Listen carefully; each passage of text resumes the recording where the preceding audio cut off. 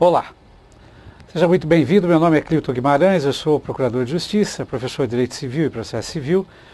Estou aqui com os amigos para auxiliá-los na interpretação e aprendizagem ou reaprendizagem da Lei de Introdução ao Sistema de Normas do Direito Brasileiro, ou às normas do direito brasileiro, como queiram.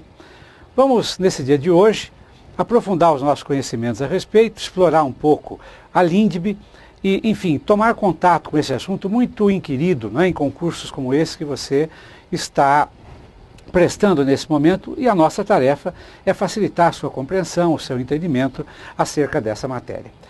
Pois muito bem, nós vamos então, a partir desse instante, começar a examinar a LINDB, começar a examinar os seus detalhes mais importantes, os seus aspectos mais importantes, e sem perda de tempo, nós iremos iniciar aqui a compreensão desse assunto, avaliando esse primeiro slide, que é um slide pedagógico e no sentido de ser introdutório, às questões fundamentais da LINDB. Eu lerei com você esse slide, nós tomaremos conhecimento dele e em seguida vamos às explicações no detalhe a respeito de cada aspecto por ele referido. Então, examine bem, a Lei de Introdução às Normas do Direito Brasileiro é uma lei introduzida pelo Decreto-Lei 4657/42 e normalmente é tido pela doutrina como um conjunto de normas sobre normas ou uma norma sobre direito, lex legum, de acordo com definições que autores importantes como Silvio Rodrigues, Caio Mário e outros tantos nos oferecem.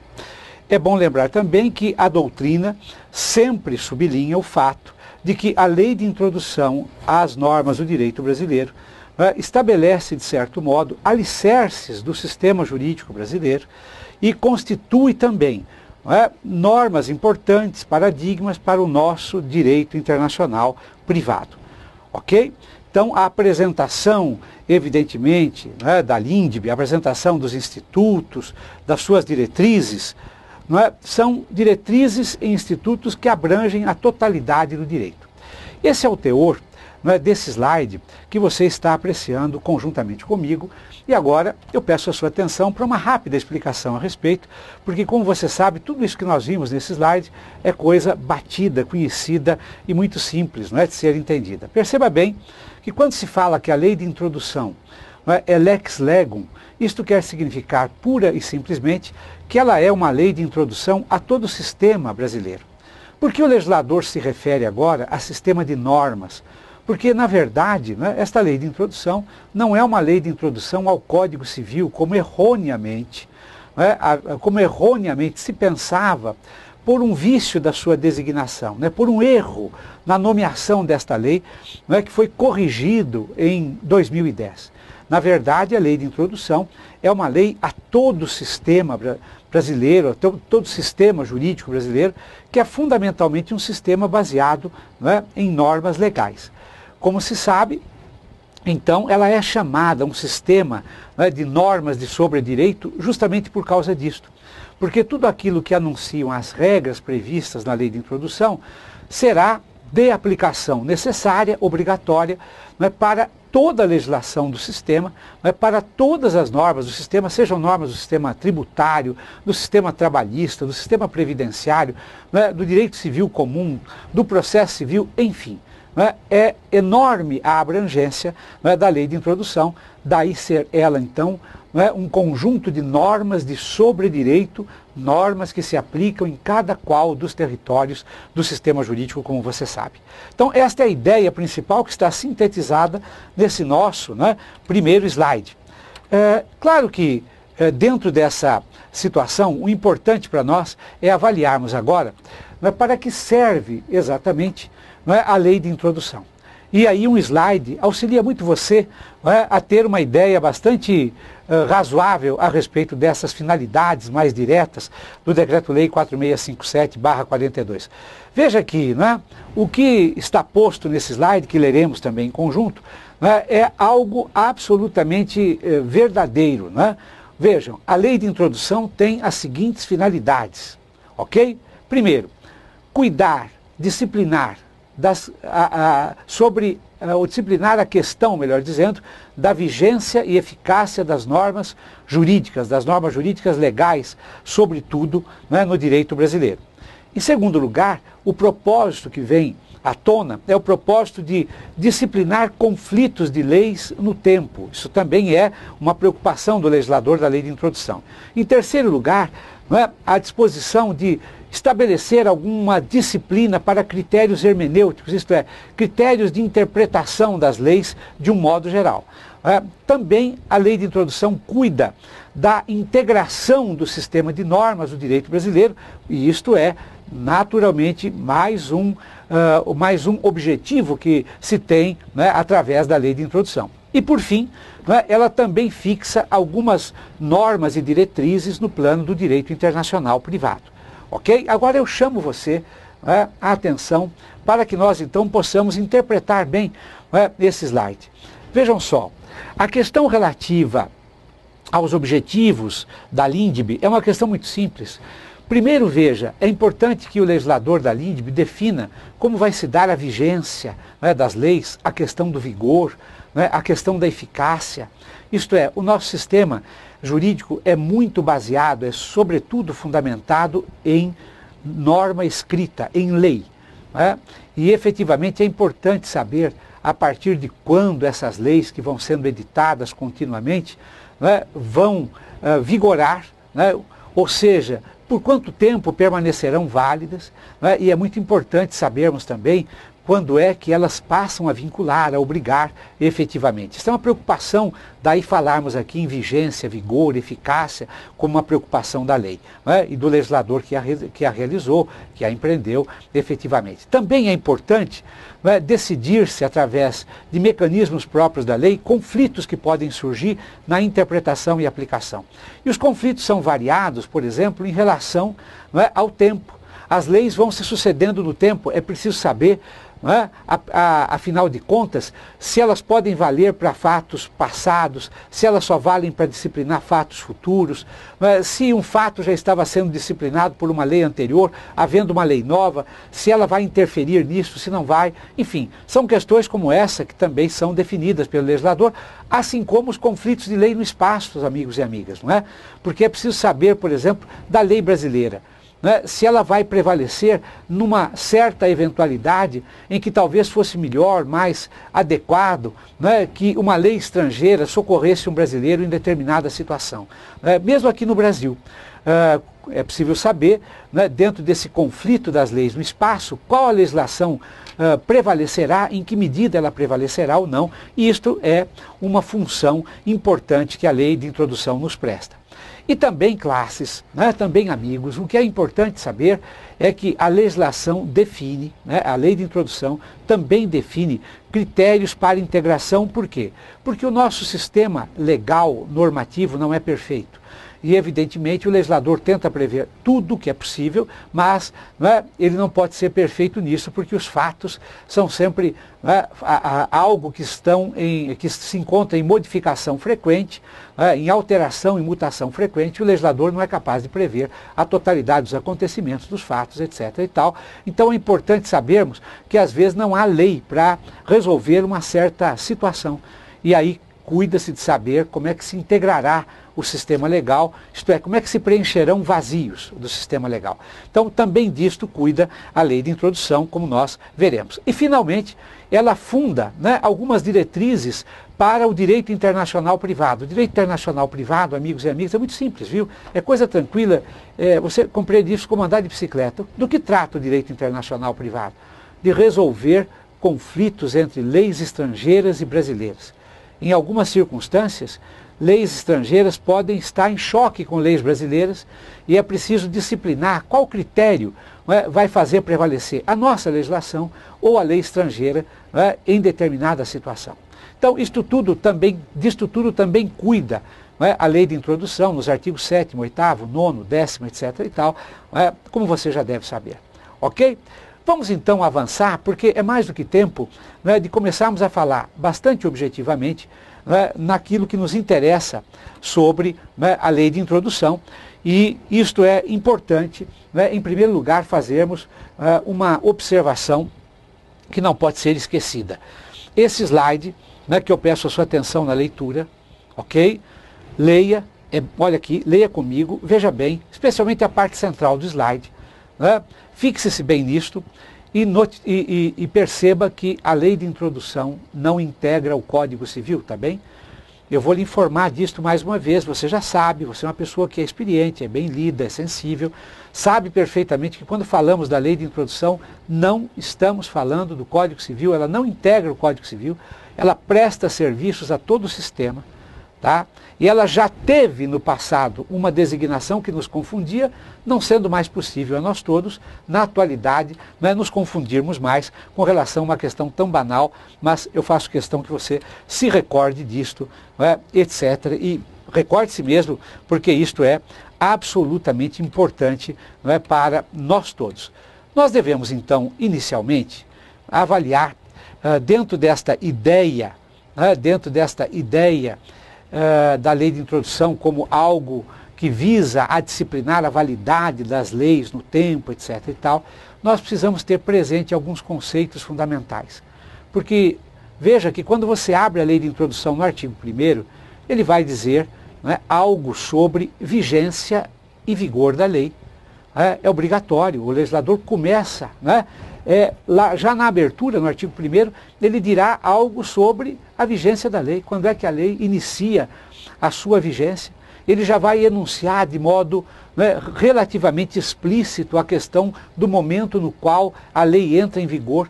Então há conceitos que nós precisamos dominar e por isso mesmo, né, eu chamo à tela um slide que traduz efetivamente 3 conceitos básicos para a nossa leitura inicial da lei de introdução.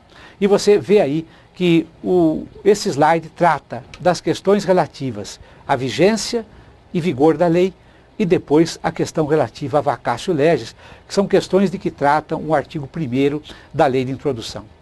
Veja só, amigo e amiga, o que diz o slide. Vigência significa tempo de atuação da lei em que se pode ser invocada, evidentemente, a produção de seus efeitos.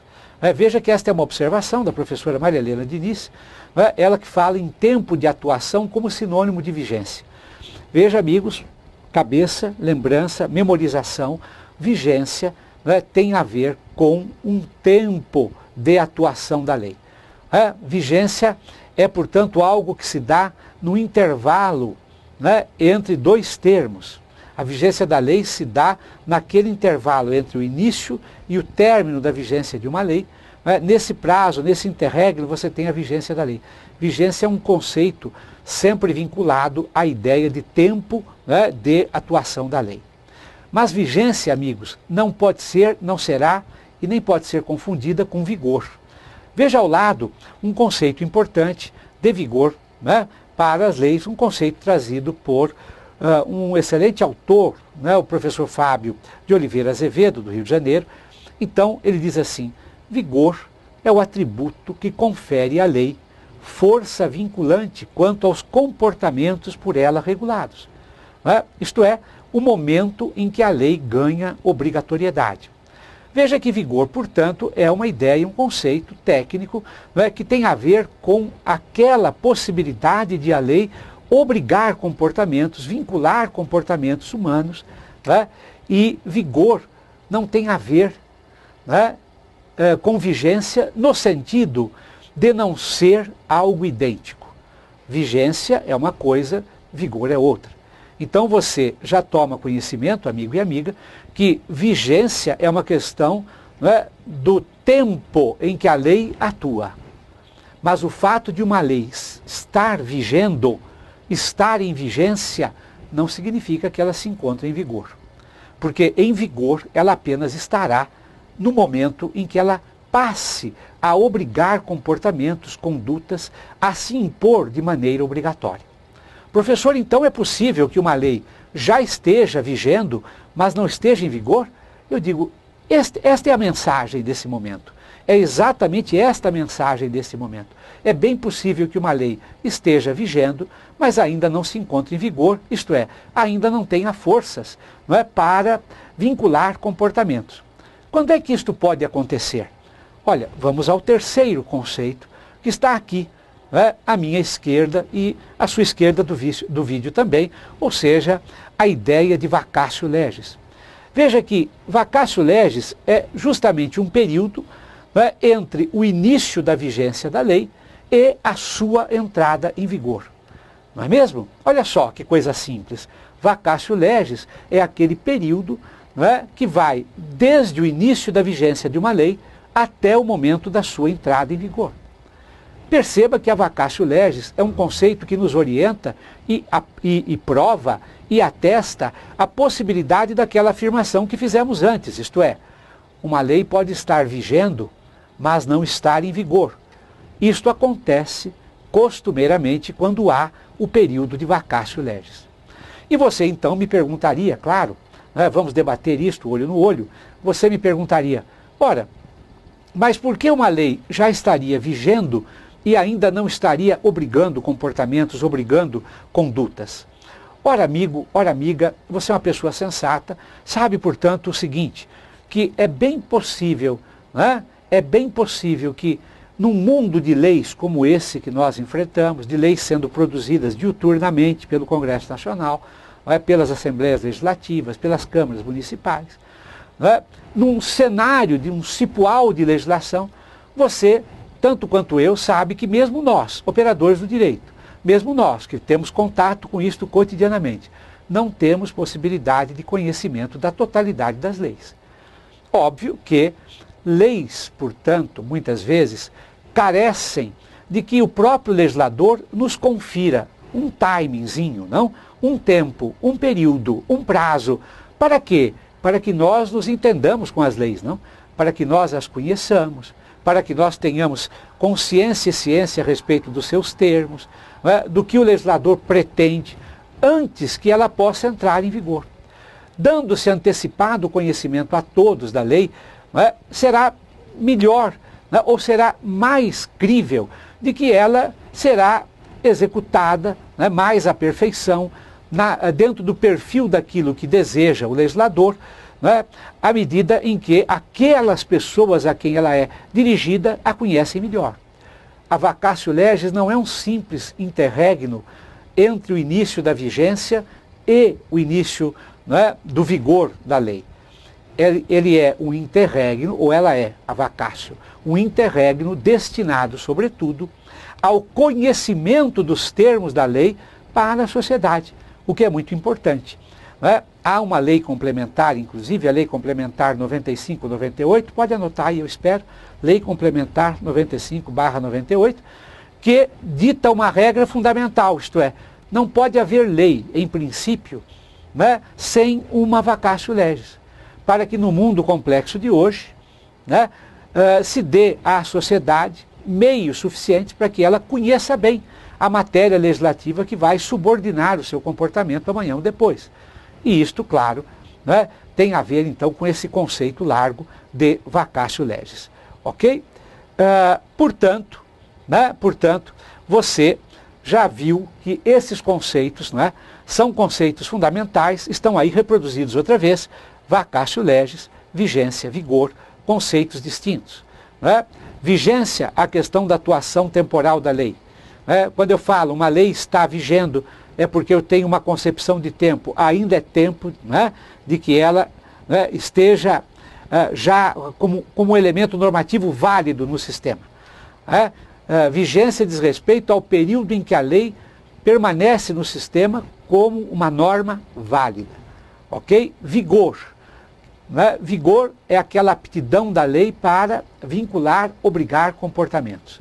Vacatio legis, aquele interregno que ocorre entre o início da vigência e a entrada em vigor, para que todos possamos conhecer o teor da lei de um modo geral. Estas são as ideias fundamentais e iniciais que nós gostaríamos, então, de trocar com os amigos, e você está vendo que tudo é muito simples, não há necessidade de nenhuma grande questão acerca desse assunto.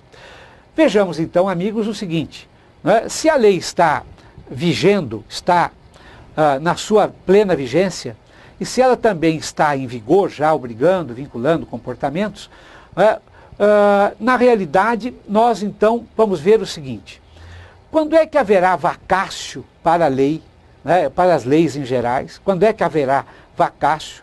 Quando é que elas entram em vigor? Né? Como é que isto funciona? Né? De que forma isto se dá, né, no plano da lei de introdução? Se você tem aí a sua lei de introdução, o Decreto-Lei 4657/42, preste bem atenção no artigo 1º, o legislador dirá, né, certamente para você, e você não terá dúvida, né, quanto a isto, ele dirá o seguinte, olha aí, eu vou colocar na sua tela para que você acompanhe comigo. O legislador diz assim, salvo disposição em contrário, a lei começa a vigorar em todo o país 45 dias depois de oficialmente publicada. Isto é tema do artigo 1º.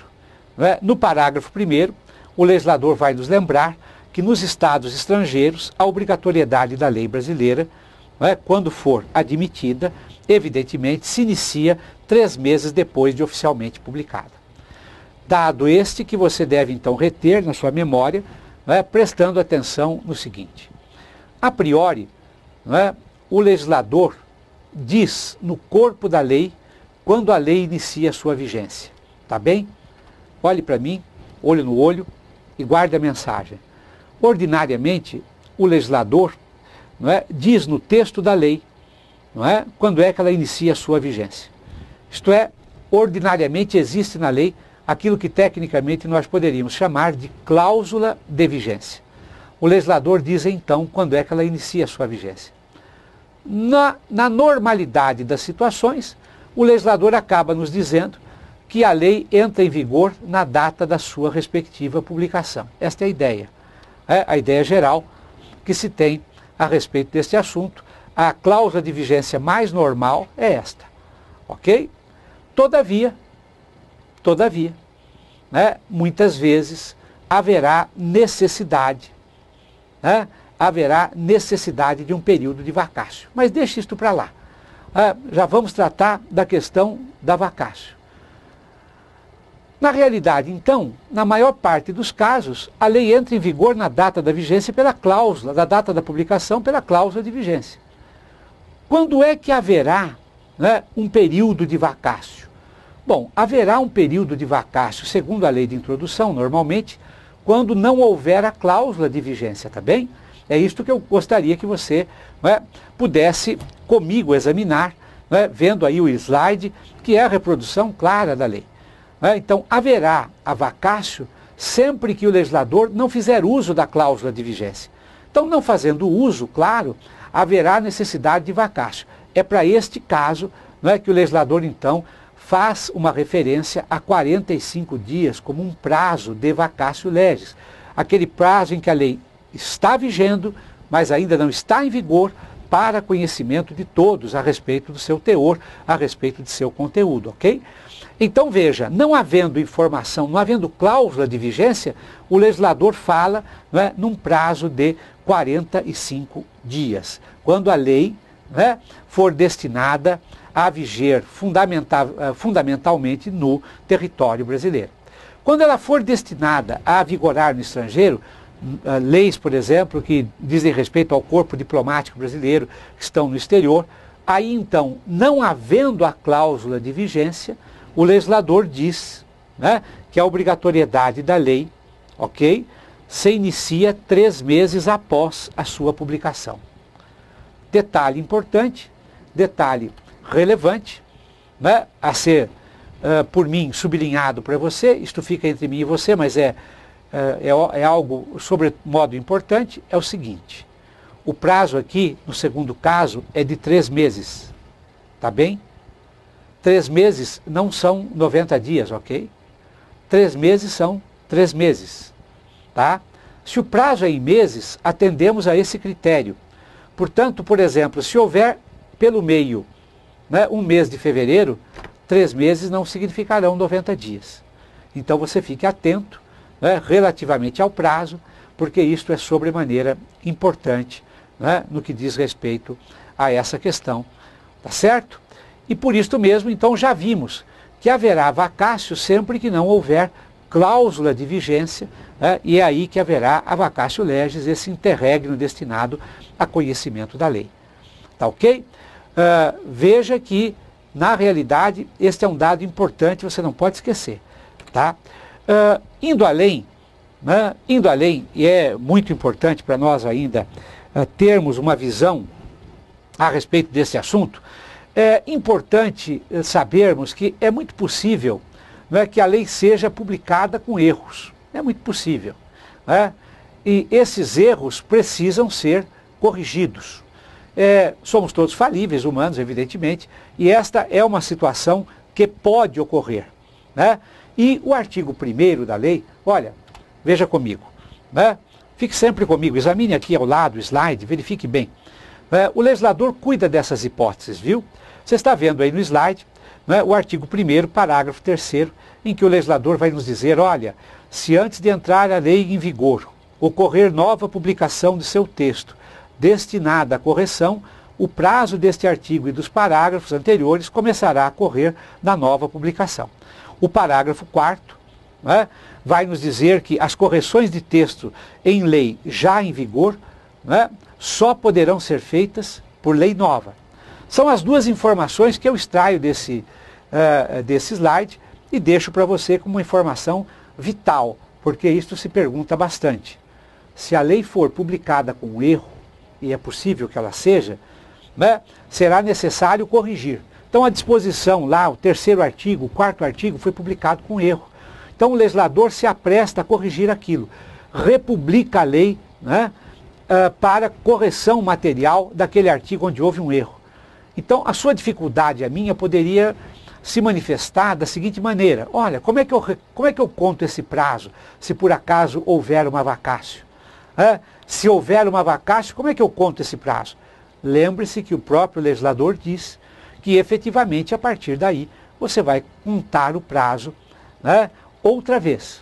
O prazo terá reinício de sua contagem a partir da publicação. Né? Esta é a mensagem que o dispositivo legal deixa para você, né? E eu retomo aqui o slide para você verificar.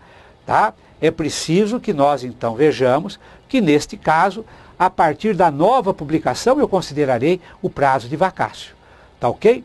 Agora, o que o parágrafo 4º, né, nos informa? O parágrafo 4º nos informa do seguinte: olha, se a correção da lei tiver de ser feita depois da sua publicação, com ela já vigendo, a legislação já vigendo, sem ultrapassado o período de vacácio ou não tendo vacácio, aquela cláusula de vigência imediata, se a lei já estiver vigendo, amigo, amiga, não tem jeito.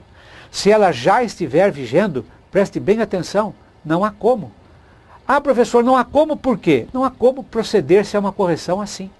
A correção na lei que já está vigendo só será viabilizada por intermédio de uma nova lei. Né?